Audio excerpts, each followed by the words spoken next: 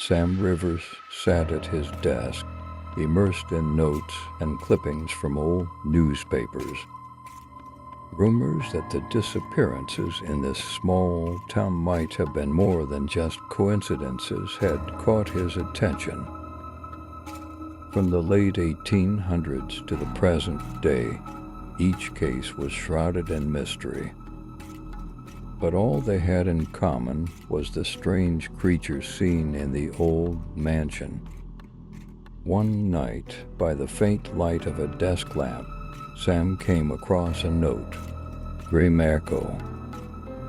The name literally squeezed into his mind, triggering an icy premonition that something was wrong with this creature. Deciding to investigate further, Sam went to the library and archives. The hours crept by slowly, and he was almost losing patience when he came across a diary covered in a layer of dust. It was the diary of one of the missing men, dated 1902. In the entries, the man mentioned strange sounds and whispers coming from the mansion, telling him to stay away. Despite the warnings, however, the diary was full of descriptions of the Graymarco, a creature with empty eyes that stares straight into the soul. The more Sam read, the more he felt an inexplicable fear. He didn't understand, but every word cut him like the icy touch of the past. Back home at night, Sam began to hear strange noises in his apartment. A rustle behind his back, a light creaking on the floor. He turned around sharply, but of course, no one was there.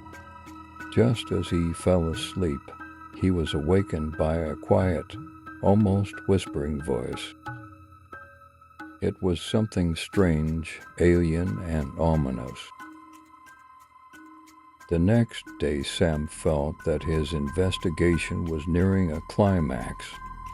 The closer he got to a clue, the stronger the feeling of being drawn to the mansion became.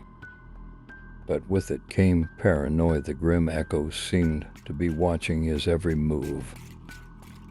As night fell on the town, Sam took the flashlight and set off toward the mansion. Every step brought him closer to the place, leaving all his common sense behind him.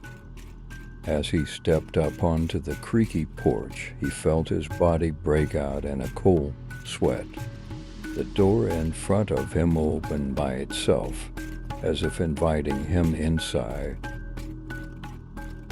The air was heavy, rot and mold permeating his lungs. Clutching the flashlight tighter, Sam stepped inside. As he listened to the darkness, he heard whispers coming from deep inside the house. It was like someone was calling him ... by name. In the darkness of the mansion, Sam found a room filled with forgotten things and furniture covered in cobwebs. But then a mirror in the corner caught his attention. Sam froze. There was a face staring back at him from the mirror. It was him, but something about the reflection was ... wrong. His doppelganger's gaze was blank and cold, and his mouth whispered his name soundlessly. Sam's heart raced. He felt a touch on his shoulder and turned around sharply, but the room was empty. Turning back to the mirror, he saw his reflection evaporate, leaving behind a trail of Graymarco.